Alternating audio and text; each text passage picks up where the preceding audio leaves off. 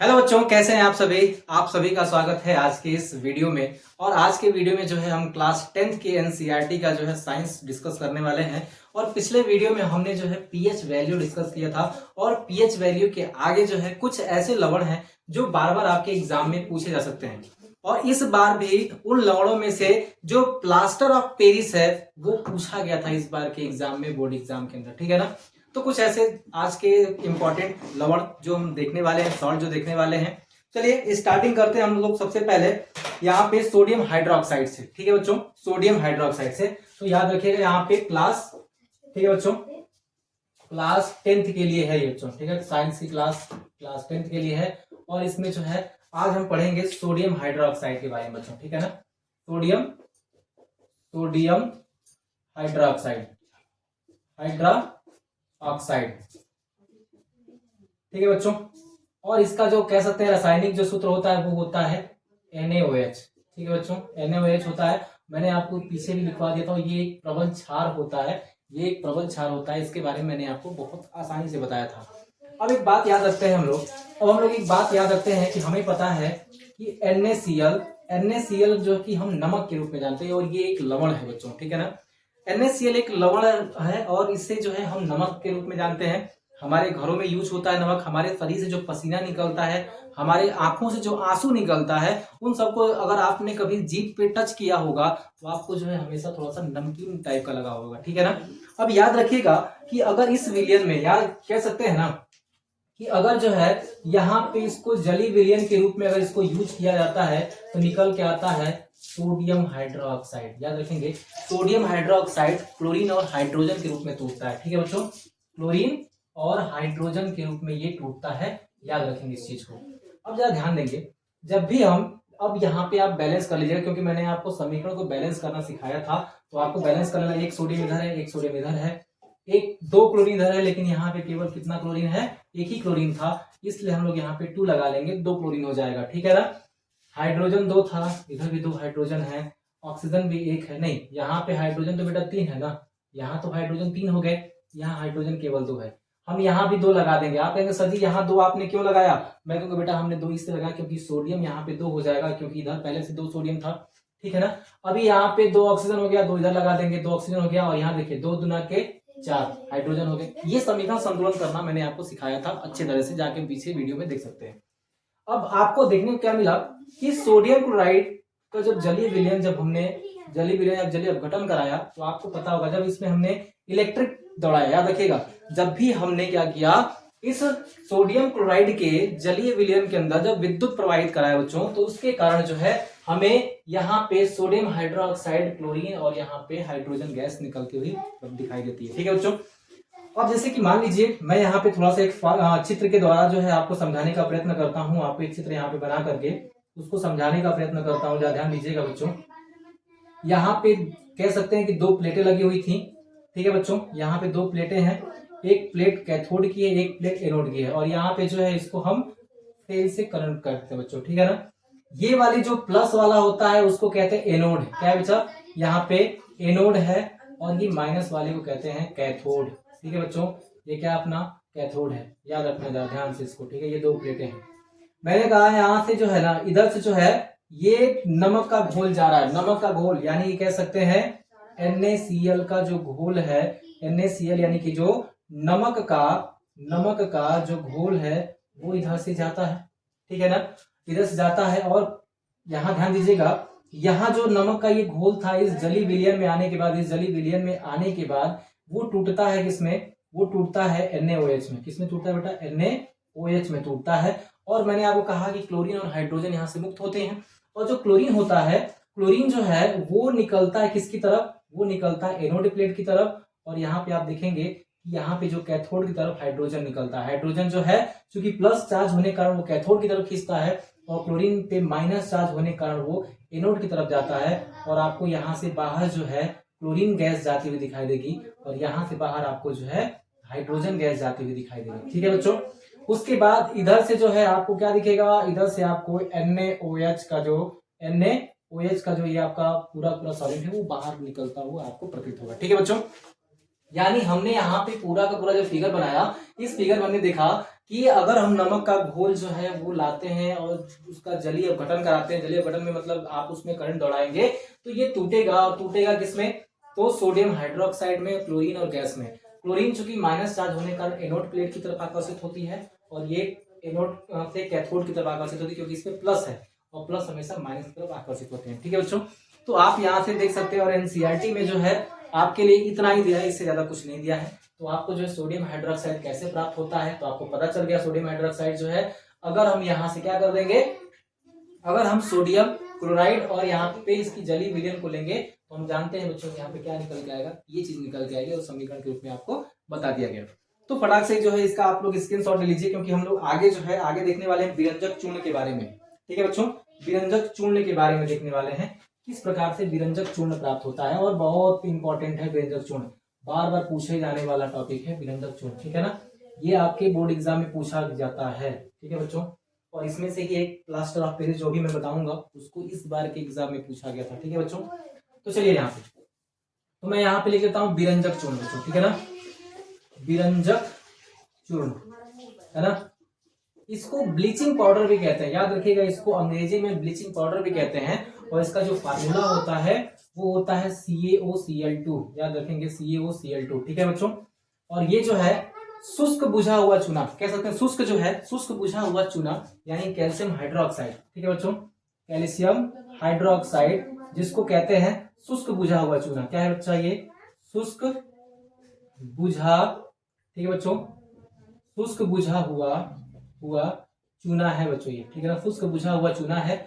और याद रखिएगा, जब शुष्क बुझा हुआ चूना में क्लोरीन गैस प्रवाहित की जाती है, ठीक है बच्चों, शुष्क बुझे हुए चूने में अगर हम क्लोरीन गैस का प्रवाहन कराएं यहाँ पे, तो हमें जो है निकल के क्या आता है, या ध्यान देंगे, हमें जो है साफ साफ शब्दों में लिखा है कि CaOCl2 निकल के आ जाएगा। ठीक है बच्चों, CaOCl2 निकल के आएगा, क्योंकि जब भी हम बिना बुझे हुए चूने में, ठीक है ना, शुष्क बुझा हुआ चूने पे यानी कैल्शियम हाइड्रोक्साइड पे क्लोरीन गैस अगर हम उस पर डालते हैं तो हमें जो है कैल्शियम कह सकते हैं यहाँ पे विरंजक चूर्ण, या फिर कह सकते हैं कैल्शियम ऑक्सीक्लोराइड, इसका नाम क्या है, कैल्शियम ऑक्सीक्लोराइड।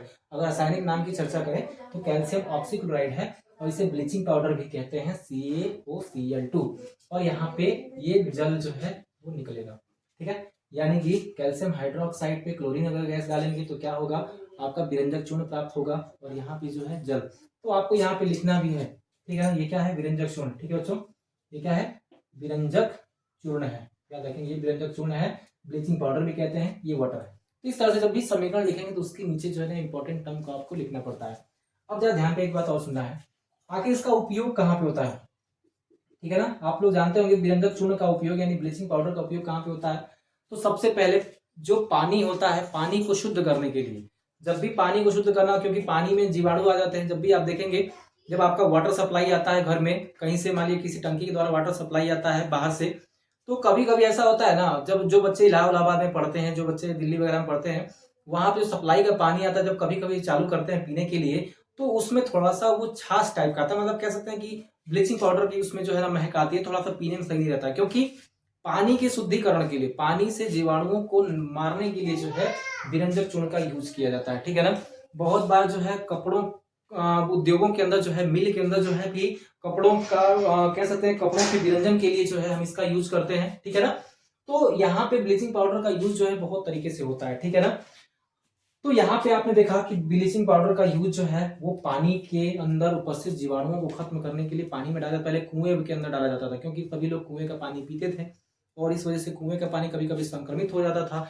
जिसके कारण कुएं में जो है ब्लीचिंग पाउडर डालते थे बच्चों। ठीक है ना, और ब्लीचिंग पाउडर डालने की वजह से होता ये था कि वो पानी से जीवाणु मर जाते थे और वो पीने योग्य हो जाता था। ठीक है ना, तो अब जो है यहाँ पे इसका भी आप लोग स्क्रीनशॉट ले लेंगे। ठीक है, आगे निकलते हैं यहाँ पे, और बेकिंग सोडा के बारे में देखते हैं बच्चों। ठीक है ना, बेकिंग सोडा, तो फटाफट इसका जो है आप लोग स्क्रीनशॉट ले लीजिए। चलिए सभी लोग जो है स्क्रीनशॉट लीजिए। अब देखेंगे यहाँ पे बेकिंग सोडा, जिसको कहते हैं सोडियम हाइड्रोजन कार्बोनेट। ठीक है बच्चों, सोडियम हाइड्रोजन कार्बोनेट। ठीक है, बेकिंग सोडा, बेकिंग सोडा, ठीक है बच्चों, बेकिंग सोडा, या फिर कहते हैं सोडियम हाइड्रोजन कार्बोनेट। ठीक है बच्चों, sodium hydrogen carbonate, baking soda. अब यहाँ पे जो है आपको दो तीन चीजें याद रखनी है। दो तीन चीजें क्या याद रखनी है कि NaCl प्लस अमोनिया प्लस जल, ठीक है ना, अमोनिया जल और इसमें कार्बन डाइऑक्साइड, ठीक है ना, कार्बन डाइऑक्साइड CO2, ठीक है ना, कार्बन डाइऑक्साइड। और इसको दूर कर लीजिएगा। क्या ध्यान देंगे यहाँ पे, अगर हम NaCl में अमोनिया के लिए थोड़ा सा 3 होगा बेटा, ठीक है ना, ये 3 होगा। अमोनिया का सूत्र क्या होता है, NH3 होता है। अगर NaCl में अमोनिया जल और कार्बन डाइऑक्साइड ये चारों को मिक्स कर दें तो हमें प्राप्त क्या होगा, सबसे पहले अमोनियम क्लोराइड, अमोनियम क्लोराइड, और प्राप्त होगा NaHCO3। और ये NaHCO3 क्या है, तो यही है बेकिंग सोडा। क्या है बच्चों, बेकिंग सोडा है, यही बेकिंग सोडा है। ये क्या है, ये है अमोनियम, अमोनियम क्लोराइड है बच्चों, ठीक है ना, क्लोराइड, अमोनियम क्लोराइड है। और यहाँ पे कार्बन डाइऑक्साइड सब जल ये जानते हैं, ये है अमोनिया। क्या है बच्चों, ये अमोनिया है। और इसको सभी लोग जानते हैं सोडियम क्लोराइड है बच्चों, ठीक है ना, सोडियम क्लोराइड, इसको नमक भी कहते हैं। और इसके अंदर जब अमोनिया, देखिए यहाँ पे 2 गैसों का यूज हुआ है, इस नमक के ऊपर जो है 2 गैसों का यूज, एक तो अमोनिया गैस बहुत गंधशील होती है, और यहाँ पे कार्बन डाइऑक्साइड, बाकी तो ये क्या है आपका वाटर है, उससे क्या निकल गया, अमोनियम क्लोराइड निकला और बेकिंग सोडा निकल के आ गया, बेकिंग सोडा निकल के आ गया। बात समझे, याद रखिएगा जब भी हम इस समीकरण को देखते हैं ना, तो सबसे पहले आपके दिमाग में आएगा कि ये बेकिंग सोडा, क्योंकि बार बार क्वेश्चन यहाँ से पूछा गया है, बहुत इंपॉर्टेंट है, याद रखिएगा। बेकिंग सोडा जो होता है बच्चों ना, वो कहाँ यूज किया जाता है, सबसे पहले जब हम कोई ऐसा खाना खा लेते हैं जिससे हमारे पेट में अपच टाइप का हो जाता है, ठीक है ना, और अपच होने के कारण जो है, क्योंकि कभी कभी जब ज्यादा खा लेते हैं तो हमारा जो अमाशय होता है वो हाइड्रोक्लोरिक एसिड की मात्रा ज्यादा कर देता है, वो बढ़ा देता है, और बढ़ाने की वजह से क्या होता है कि हमें जो है अपच हो जाता है, और अपच होने के कारण पेट में जलन और दर्द होता है। क्योंकि मैं लाइट चला गया था, इस वजह से थोड़ा सा कट गया था, एक बार फिर से मैं समझा देता हूँ यहाँ पे। क्योंकि यहाँ पे सोडियम क्लोराइड, अमोनिया गैस और जल, और यहाँ पे कार्बन डाइऑक्साइड गैस को जब हमने मिक्स किया तो हमें मिल गया अमोनियम क्लोराइड और बेकिंग सोडा, जो कि हमें चाहिए था। इसका रासायनिक नाम कह सकते हैं कि सोडियम हाइड्रोजन कार्बोनेट होता है। क्या होता है, सोडियम हाइड्रोजन कार्बोनेट। बात समझ में आई सबको, कोई दिक्कत नहीं है। चलिए अब जरा ध्यान दीजिएगा इसका उपयोग कहाँ कहाँ पे है। तो हम लोग सबसे पहले याद रखते हैं कि अपना बेकिंग सोडा हम अपने खाना बनाने के लिए किचन वगैरह में यूज करते हैं। जब भी हमारे पेट के अंदर जो है ज्यादा खाना खा लेते हैं और उसकी वजह से जब हमारा अमाशय हाइड्रोक्लोरिक एसिड ज्यादा स्रावित कर देता है, तो हमें जो है उस अम्ल के कारण थोड़ा सा दर्द होता है, जलन होता है, जिसके कारण हम क्या करते हैं कि इस बेकिंग सोडा को हम यूज करते हैं, और ये एंटासिड की तरह काम करता है। मैंने आपको एंटासिड के लिए बताया था जब अम्ल क्षार पढ़ा रहा था, क्योंकि ये एक दुर्बल क्षार होता है जो कि आपके पेट में जाने के बाद वो अम्ल की क्रिया को निष्क्रिय कर देता है, उदासीन कर देता है बच्चों, ठीक है ना। तो यहाँ पे जो है ये हो गया हमारा बेकिंग सोडा का फार्मूला और बेकिंग सोडा बनाने के नियम। अब जरा ध्यान दीजिएगा, थोड़ा सा आगे बढ़ जाएंगे। बेकिंग सोडा को अगर आप गर्म करेंगे आगे, ठीक है बच्चों, बेकिंग सोडा को अगर आप गर्म करेंगे, यानी कि सोडियम हाइड्रोजन कार्बोनेट को अगर आप गर्म करेंगे, तो याद रखेंगे कि यहाँ से क्या निकलने वाला है, सोडियम कार्बोनेट निकलेगा। क्या निकलेगा, सोडियम कार्बोनेट निकलेगा। याद रखिएगा यहाँ पे बच्चों, सोडियम कार्बोनेट तो यहाँ से निकल गया, उसके बाद जो है यहाँ से कार्बन डाइऑक्साइड भी निकलता है, और कहते हैं यहाँ पे जल भी निकलता है, ठीक है ना। यानी कि अगर हमने क्या किया, सोडियम यहाँ पे जो सोडियम बाइकार्बोनेट या फिर कह सकते हैं कि आप जो बेकिंग सोडा है इसको गर्म करने के बाद सोडियम कार्बोनेट निकलता है। इस चीज को हमें थोड़ा सा लेकर के चलना है बच्चों, क्योंकि इसका हमें आवश्यकता पड़ेगा। अब आपके दिमाग में सर जी यहाँ पे तो फिर बैलेंस करना है, तो यहाँ पे कुछ ना कीजिएगा, यहाँ 2 लगा दीजिएगा, समीकरण बैलेंस हो जाएंगे, ठीक है बच्चों। अब एक बात आपको थोड़ा सा और भी लेके चलना है, चीजें लेके चलनी है। क्या चीज, कि अगर सोडियम कार्बोनेट से हमें क्या मिला, यहाँ पे जो सोडियम कार्बोनेट हमें मिला है वो सोडियम बाइकार्बोनेट से मिला है, मतलब बेकिंग सोडा से मिला है। और बेकिंग सोडा जब सोडियम कार्बोनेट मिला है, तो आप याद रखेंगे इस सोडियम कार्बोनेट को अगर हम क्या कर दें कि 10 अणु जल के साथ क्रिया कराएं, तो ये क्या निकल के आएगा, यही सोडियम कार्बोनेट जो बच्चों क्या निकल के आएगा, 10H2O। याद रखेंगे, सोडियम कार्बोनेट इंटू 10H2O, जिसका नाम क्या है, धावन सोडा। क्या कहते हैं बच्चों, इसको धावन सोडा कहते हैं। याद रखेंगे इसको, क्या कहेंगे, इसको धावन सोडा, ठीक है बच्चों, धावन सोडा कहते हैं। बार बार क्वेश्चन पूछा था धावन सोडा के बारे में, ठीक है ना। तो हमें क्या, यहाँ पे 2 चीजें क्लियर हो गई। यहाँ से हमें एक और टॉपिक आप हेडिंग लीजिएगा, धावन सोडा बच्चों, ठीक है ना, धावन सोडा। याद रखेंगे कैसे निकला, तो सबसे पहले हमने क्या किया, सोडियम क्लोराइड के साथ अमोनिया जल कार्बन डाइऑक्साइड की क्रिया कराई, हमें मिल गया अमोनियम क्लोराइड। उसके बाद जो है बेकिंग सोडा को फिर से गर्म किया, तो हमें क्या मिल गया, हमें मिल गया सोडियम कार्बोनेट से हमें क्या मिल गया, ये सब मिल गए। लेकिन सोडियम कार्बोनेट को अगर 10 अणु जल के साथ क्रिया कराया, तो हमें क्या मिला, सोडियम कार्बोनेट इंटू 10H2O, जिसको हम कहते हैं धावन सोडा। ये जो है साबुन सरफ वगैरह में यूज किया जाते हैं, साबुन सरफ वगैरह में जो है इसका यूज होता है। और कहते हैं कि जल की स्थायी कठोरता को भी दूर करने के लिए इसका उपयोग किया जाता है। तो इसका दो उपयोग आप लिया धावन सोडा का, ठीक है बच्चों। तो धावन सोडा भी आपका यहाँ से तैयार हो गया, यहाँ से आपका बेकिंग सोडा भी तैयार होगा। इन दोनों के बारे में याद रखिएगा, धावन सोडा याद नहीं होता है। सोडियम कार्बोनेट के साथ 10 बाल्टी पानी, सोडियम कार्बोनेट के साथ 10 बाल्टी पानी याद हो गया, है ना, 10 बाल्टी पानी याद हो गया। चलिए आते हैं, लास्ट बचा है प्लास्टर ऑफ पेरिस, ठीक है बच्चों, प्लास्टर ऑफ पेरिस, जो कि इस बार के बोर्ड एग्जाम में पूछा गया था, प्लास्टर ऑफ पेरिस के बारे में बच्चों, ठीक है ना। और बहुत सारे बच्चे करके आए होंगे जिन्होंने उसको अच्छे से देखा होगा, ठीक है बच्चों। तो ये बहुत इंपॉर्टेंट रहने वाले हैं एग्जाम के दृष्टिकोण से, ठीक है ना। प्लास्टर ऑफ पेरिस याद रखेंगे, प्लास्टर ऑफ पेरिस, ठीक है ना, प्लास्टर ऑफ पेरिस याद रखेंगे बेटा। ये क्या है, कैसे काम करता है, क्योंकि जिप्सम होता है ना, देखिए यहाँ पे कैल्शियम सल्फेट, ठीक है बच्चों, कैल्शियम सल्फेट जो है इसको हम जिप्सम के नाम पे जानते हैं। कैल्शियम सल्फेट को जो है बच्चों हम लोग किस नाम जानते हैं, जिप्सम के नाम से जानते हैं, याद रखेंगे।